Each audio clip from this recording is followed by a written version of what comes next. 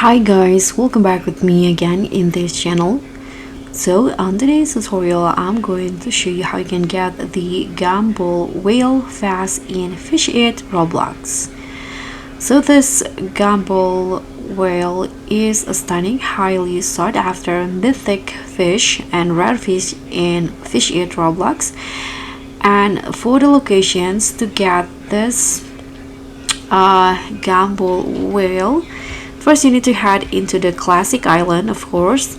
And for the fishing spot, so this is where I got the whale. So there are two spots actually. The first one, you can go up here until you found this fishing spot. So this is the first one, I got it from here. And the second one, you can just go straight down in here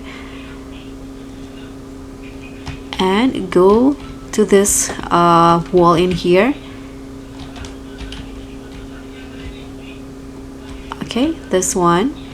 So this is the second spot you can get the Gumball Whale. So guys, that's pretty much all. Thank you so much for watching. I hope you like this tutorial, so please give me a like, leave a comment, and also click on the thanks. I'll see you in the next one.